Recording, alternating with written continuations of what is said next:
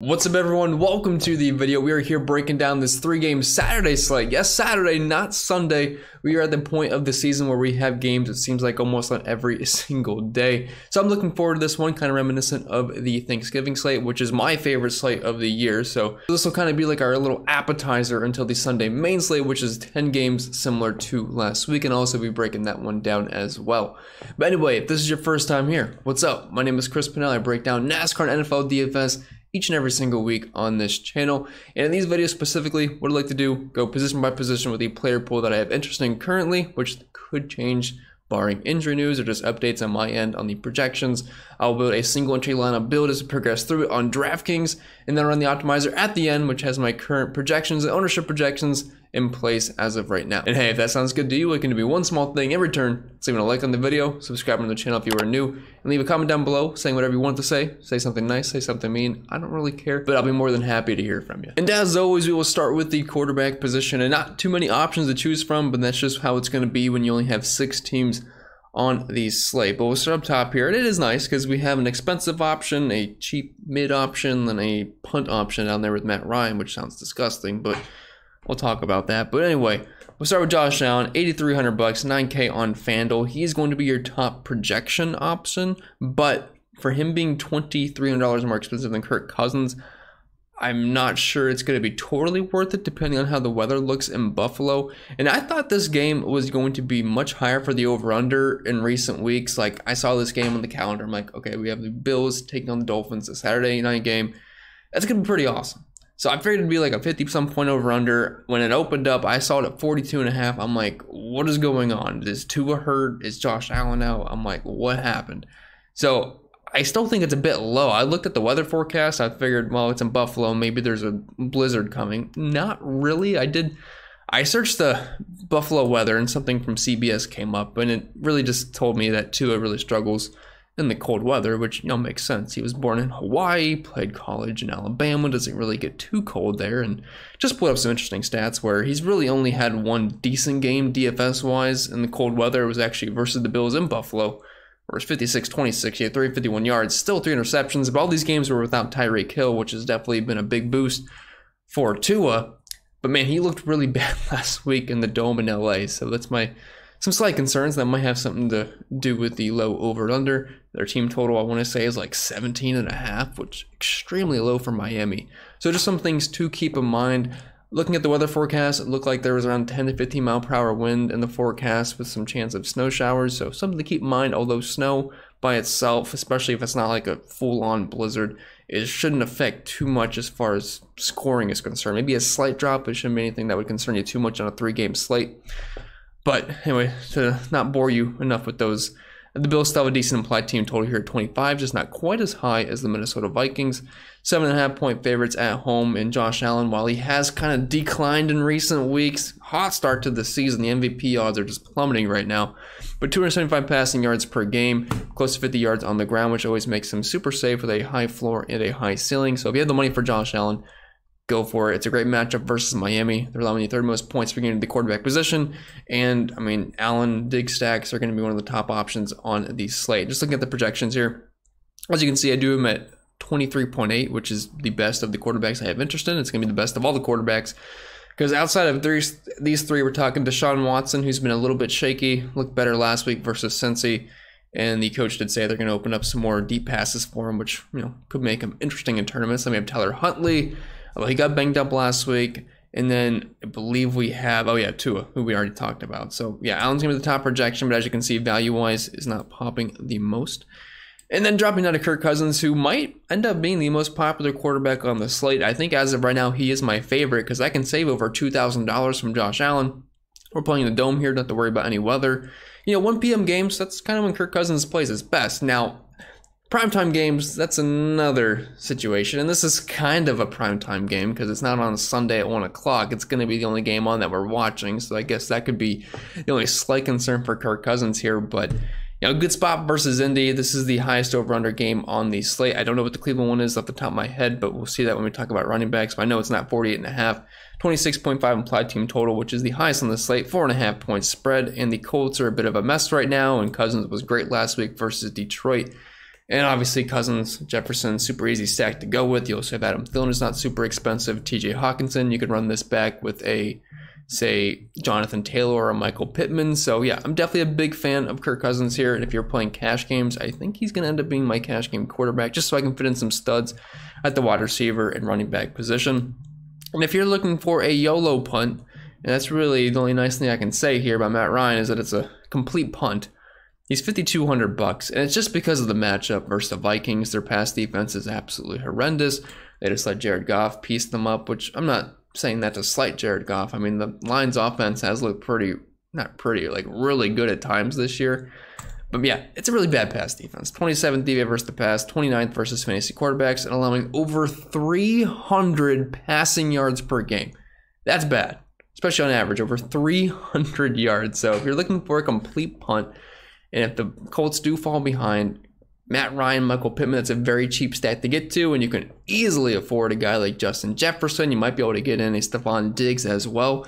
So if you just want to look for a salary saver to get off the chalky Kirk Cousins, Matt Ryan is definitely an option. And moving over to our lineup, 3 quarterbacks I have real interest in. Any of the quarterbacks are playable, I'll tell you right now, and I am playing tournaments, so maybe I get some slight exposure to the guys I didn't talk about, but for a single entry type build, Kirk Cousins is probably going to be my guy, or if I'm playing cash games, which is this is going to be kind of like a cash game / single entry tournament build anyway. So we'll roll with Kirk, and then we'll move on to the ball carriers. So I wouldn't say the running back options are great on this slate. Like, we have good running backs, Nick Chubb, Jonathan Taylor, Dalvin Cook. It's just none of these guys are prolific pass catchers, so you're kind of relying on touchdowns for the most part for them to get there. Like, if you're looking at the receiving game usage for these guys, Nick Chubb, he's seeing a 6.5% target share. Jonathan Taylor's seeing just over 3 targets per game, which is, it's all right. 11% target share. Dalvin Cook, 3 targets per game, but you know, it's not like we have any Christian McCaffreys, Austin Eckler's, DeAndre Swifts, or those kind of guys on the slate. So we're kind of relying on touchdowns a bit here, because if they don't get into the end zone, we're talking, you know, 7.3 rushing yard points, plus maybe a catch or two. 8.6 for Jonathan Taylor, adding a catch. So we're definitely kind of relying on touchdowns a bit, but these guys can definitely find their way into the end zone, especially Nick Chubb, who's averaging almost a touchdown per game. The Ravens have been very stingy versus the run this year, I will say. I mean, the 6 points per game, the running back position, 7th DVA versus the run, and only allowing 66 rushing yards per game. But Nick Chubb is one of the best backs in the NFL, if not the best as far as pure runners are concerned. 90 rushing yards per game, 5 yards per carry. It's just a lack of passing game usage. Obviously isn't great, but, you know, Deshaun Watson does open up this offense a little bit, even though he has been shaky. But they did say they're going to take some more down the field shots this week, so maybe it opens up the offense a little bit more, and you know, Nick Chubb can see some softer lanes to run through. But I'm not expecting fireworks in this game, but I do like that he's playing a home 2.5-point favorite, only a 38.5-point over-under. If Nick Chubb can get into the end zone maybe a couple times, yeah, he's going to be looking like a pretty good play. And I would say right now, Jonathan Taylor, Dalvin Cook are looking like the 2 top ownership plays. So if you just get away from at least one of them, maybe you pivot Taylor to a Nick Chubb, you are at least getting off some major ownership. Even though Nick Chubb's going to have some, it's not going to be quite as high as a guy like Jonathan Taylor. And speaking of Taylor, $7,200, very similar to Nick Chubb, you know, similar play style, similar usage in their offense. He's a little bit used more in the passing game, just a tad. But I do like this game environment a little bit better. I think a lot more points are going to be scored. I mean, the over-under 10 is 10 points higher, 2-point higher implied team total here. It's just the problem is 4.5-point dog. So if they do fall behind, I mean, that's really, you know, Matt Ryan's kind of chucking the ball too much, and they can't really rely on Jonathan Taylor. But if they do keep this game close, which I'm not expecting a blow or anything, and Taylor finds the end zone, we're probably going to get him close to 100 total yards. So on this slate, it's fine. $7,200. He's not insanely expensive. And I think as of right now, I do have him projected to be he might be the highest owned running back on the slate. Oh, yeah, he's the highest owned running back, but as far as the entire slate is concerned, he might be at the very top. It's going to be close between him and Justin Jefferson, I believe. Then Dalvin Cook, I played him in a couple of lineups last week. Did find the end zone, which, you know, kind of helped salvage the day, but he was incredibly inefficient. It was a terrible day on the ground versus Detroit. But they are 4.5-point favorites at home, 26.5-point implied team total here. If he can get into the end zone and just be a lot more efficient than he was last week, I'll take it. I mean, it's a good matchup on the ground versus Indy. They're 25th versus fantasy running backs, 15th DVA versus the run, and they're allowing nearly 100 total rushing yards per game. So if you're getting off the passing attack, if you don't have Kirk Cousins, I don't mind getting some exposure to Dalvin Cook. I do think you can play him with Kirk Cousins just because it's a very small slate, but I don't love the correlation there.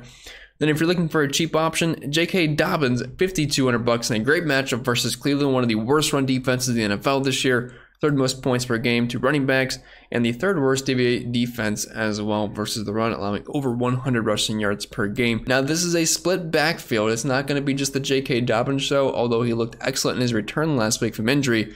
Played on 43% of the snaps, but we also saw Gus Edwards play over 30% of the snaps, and Kenyon Drake almost saw 20% of the snaps as well. So it's not a workhorse backfield for J.K. Dobbins, but he should lead the team in snaps in the backfield, and he should lead the team in touches. But outside of that, it could be a revolving door of who's going to get a goal line carry. So let's just hope it's J.K. Dobbins. But I do like the price point. Very good running back, and the upside is certainly there. And moving over to our lineup, I did say this is going to be kind of a cashy build, but since I am using Kirk Cousins, we'll kind of maybe shift towards more of a tournament approach at the running back position. So I'll tell you right now, if I'm playing cash, I'm probably playing Dalvin Cook and Jonathan Taylor together, but I'm not going to go that route just because I have Kirk Cousins. I'm going to go with a passing attack stack here. So we're actually going to roll with Nick Chubb, and then I want to scroll down to J.K. Dobbins, which I guess not have to scroll, it's a small slate. And we'll go that route. I mean, they're going to be owned, but it's not going to be nearly as high as Dalvin Cook and Jonathan Taylor, in my opinion.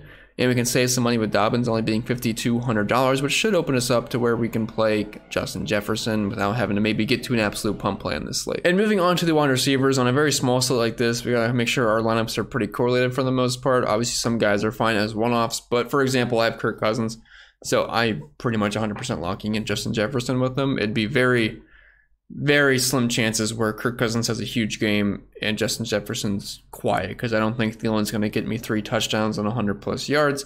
Yes, they can both have good games, but I think for Cousins to do well, Jefferson has to do well, so they're going to be pretty much married together in my lineups for the most part. Yes, very expensive, but I would prefer Jefferson over Tyreek Hill, because I do worry about Tua in the colder weather. We'll see if it snows or not. A little bit of wind, but doesn't have the great history in the cold, and he looked terrible last week. I know he hooked up with Tyreek on that like 60-yard touchdown, but man, outside of that, it was a very, very bad day for Tua. I want to say he started the game like, was he 1 for 13 or 3 for 13? It was bad. Very, very bad.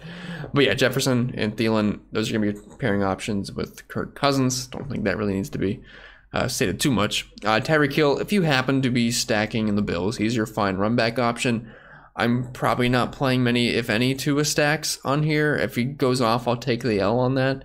But if you are using Tua, you kind of have to be married to Tyreek Hill. Stephon Diggs, if you're using Josh Allen, or just part of a stack. But Diggs is definitely my second favorite receiver on the slate, only behind Justin Jefferson. Now, Amari Cooper and Donovan Peoples-Jones, I know I don't have Deshaun Watson on here, but if you don't want to play Deshaun Watson, you want to get a little bit of exposure to this Browns offense, I don't mind the 2 main wide receivers. I mean, these are the guys getting pretty much all the usage outside of David Njoku, who had a nice game last week. And Peoples-Jones had a very nice game as well, got over 100 yards and should have had more points. He could have caught a touchdown near the end of the game, but just dropped it right in his chest in I believe it was the left-hand corner of the end zone. Kind of a fade and just sort of dropped it. So it could have been a big game, but Peoples-Jones has been one of the more consistent wide receivers in the NFL this year, very quietly. Very quietly. So him and Amari Cooper, I think the prices are fair there. I already mentioned Thielen. Michael Pittman, he's going to be my main run back option with my Vikings stack. He's cheap, and the matchup's really good. Pull it up here. The Vikings are just getting shredded by wide receivers this season, allowing the second most points per game to the position, 27 DVA versus the pass, and allowing over 200 receiving yards per game, specifically to the wide receiver position. I assume they're going to be trailing, and as you can see here on the projections, I have them as the best value on the slate as well of these wide receivers. I'm not sure if it's on the entire slate. But if you do want access to all the projections, link is down below in the description for that. For the entire player pool, I just kind of nerfed half of the guys here just to talk about a few of them. But I do have cheat sheet projections, ownership projections, the optimizer, things like that available. Link down below or in the pinned comment if you do want access to that. And I do cover the NBA every single day in a similar fashion. Gabe Davis, similar to Stephon Diggs, not as a player, just if you're using Josh Allen, try to get some of his wide receivers in like Gabe Davis or Stephon Diggs. And you also have Isaiah McKenzie down there at $4,100. And they did add Cole Beasley. We'll see if, I'm not sure if DraftKings has him on the slate yet or not, but he did sign again with Buffalo, so not really expecting much anything there. Isaiah McKenzie is still going to be your main slot guy, and he's the cheapest of the bunch if you're looking for a cheaper stacking option, and you can't quite get the Gabe Davis, who can be very inconsistent. Not saying Isaiah McKenzie is the most consistent thing out there either, though. And moving back over to our lineup. So we have Kirk Cousins, so this is kind of simple. We have to pair him up with Justin Jefferson. I keep wanting to call him Stephon Diggs for some reason. I think it's because they both played on Minnesota at one time. So we have Cousins with Jefferson. I'd probably want to throw in Adam Thielen as well. I mean, it's a small slate, so I'm probably going to end up triple stacking here and throwing in Hawkinson. It's just there's a lack of options. And my run back option here, it's quite simple. It's Michael Pittman. And since we didn't have Jonathan, you can use Jonathan Taylor as like a odd run back option. I have done that where, like, let's say for last week, you could have used Derrick Henry at a good game, and you could have ran that back with, the Trevor Lawrence, Kirk, Zay Jones stack with Evan Ingram, whatever it may be. It's kind of odd, though. You'd play that lineup assuming that the Titans are winning and the Jags are playing catch-up, but it was actually the complete opposite. But Henry did his damage early on. But I don't mind the way this looks. We have just under $4,000 left for 3 spots, but we're talking a tight end, maybe 2 tight ends, and a cheap defense. So I think we're well on our way to be able to fit in what we want here. And moving on to the tight ends, not the prettiest thing here, but we do have Mark Andrews, TJ Hawkinson, and David Njoku. And I'm actually, on these small slates, I never go double tight end on main slates, but on small slates, I'm actually okay with it just because of the lack of options here. Mark Andrews. So last year, I mean, him and Huntley had a great connection, or just really in the past, they've had a great connection, although last week, I know he got hurt. He had like 6 targets, 2 catches. Andrews has been pretty inconsistent this year. I remember at the beginning of the season, or so at some point heading into the year, people were like, Mark Andrews is going to be the tight end 1, better than Kelsey. Well, no, not even close. Not nearly as consistent, and just no one even comes close to Kelsey. The guy's just an absolute baller. But if you want to play Mark Andrews, I'm all right with it. Like, let's say you have like a Cooper or a Don Peoples-Jones, and you want to get like some slight correlation on the back with like a Mark Andrews, I'm all right with it. But personally, for me, I'd rather play Hawkinson and David Njoku, save some cash. Like, I think I have Hawkinson projected to sort of higher than Mark Andrews, and $700 cheaper. Yeah, I'm at 12.2, and I have Andrews at 11.4. So I'm just going to end up with a lot more Hawkinson. And since I have Kirk Cousins, I'm going to have a lot of Kirk Cousins. It just makes sense to pair him up and do that. Plus, he's been getting targets each and every single week since he's been on the Vikings. I think before last week, he didn't have a game below six targets. And a lot of those games, he was getting close to 10. So yeah, like Hawkinson a lot, like that game environment, and obviously pair him up with Kirk Cousins. And David Njoku, $4,200. Returned from injury last week, and yeah, looked pretty good with Deshaun Watson. Got into the end zone, had a very overall solid game, had 9 targets, 18 points. Now, I can't expect a touchdown every single week, but guy's a very talented tight end, and he should be able to showcase that with Watson. So if you're looking for a cheaper guy, I don't mind Njoku. And my favorite part, defense. I can only hope that there's no defensive touchdowns that break a small slate. It's just the most tragic thing ever because defense is just such a luck box every single week. So for me, you look at the bottom, you look at the cheapest defense that's viable. I'm not playing the Dolphins. I'm not playing the Colts. Bills are going to be the chalk defense. 7.5 point favorites at home. Colder weather. Tua struggles on that historically. Smaller sample size though. Only 17.5 point implied team total against. Highest projected defense for me. Yeah, if you're looking for the chalk D, the Bills make a lot of sense. The Ravens, I'd prefer the Browns there versus Huntley, lower implied team total against them. Plus, they're at home and they're the slight favorites. And the Vikings, well, they do make sense versus Matt Ryan. And last time a defense faced the Colts, it was bad. Matt Ryan in primetime. I don't mind it, but their defense is just bad, and I want the game to shoot out, so I really want the Colts to score points, which wouldn't make sense for me to play the Vikings defense much. So moving back over to the lineup to finish this off, let's plug in a cheap defense to see what kind of real money we have to work with. I like the Bills there. $4,300. So I would like to play TJ Hawkinson just to get another pairing option with Kirk. And that would leave me $3,600 left, which kind of sucks because I was hoping maybe we could go double tight end with Njoku. But it looks like we're going to have to get a complete punt option, which none of these guys look too good. Like Sherfield, he's on the field. But nice thing I can say, I guess Gesicki hasn't gotten a catch in it feel like a month. Doolin, David Bell, maybe he is questionable, but he hasn't practiced yet this week. But if David Bell plays, I mean, he's been getting targets since week 10, 5, 6. Only got 1 versus Houston, but then 3 versus Cincinnati again. So I wouldn't hate that as a pump play. If you needed to save a little bit more money, you might be able to drop like a Michael Pittman. I wouldn't say Michael Pittman's a complete lock on this slate. You drop him down to, say, a Paris Campbell. Then you have $5,000 left for the flex. Then you can get a guy like a Gabe Davison, a James Cook, Kareem Hunt. It opens up a little bit more. You even have David Njoku down there. So many ways you can go in this slate. Don't just copy what you see on YouTube. This is purely just to see who fits as we talk through it. And as I mentioned earlier, I did want to run the opto to see who's popping the most as of right now. I did have it running while we were talking, so if I go over to the builds tab, it should be already had the lineups in. So I can already see a nice sea of Kirk Cousins here. So let me pull up the players tab. See who's popping the most. So yeah, that's a lot of Jonathan Taylor. That's why I said, well, just not even having Taylor on that lineup we were building, it should make it at least contrarian to a degree. Guys, he's going to pop a ton on the slate, just in all projection systems. Michael Pittman a ton, which I get. Dalvin Cook. So that's what I'm saying, like Dalvin Cook, Jonathan Taylor, they're going to be extremely high owned. And there's no guarantees they'll pay off. Now, if I'm playing cash games, yeah, I'm probably playing those two. But it makes some sense in tournaments to get away from those guys because they can be a little bit touchdown reliant. And if they don't get the touchdowns, but Dobbins and, say, Nick Chubb fall into the end zone a couple of times, yeah, you can definitely get a lot of leverage there. Jefferson a ton, Bills defense, Kirk Cousins, TJ Hawkins, and basically everyone we talked about. So it looks like the projections basically completely agree here, which is nice.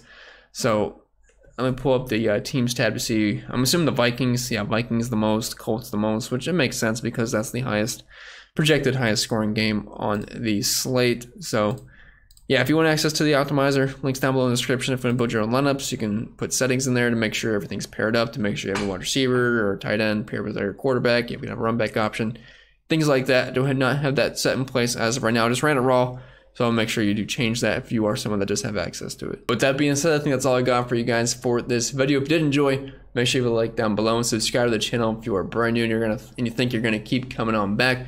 I'll have the Sunday main slate video posted shortly. Wish you all the best of luck, and I'll see you all next time.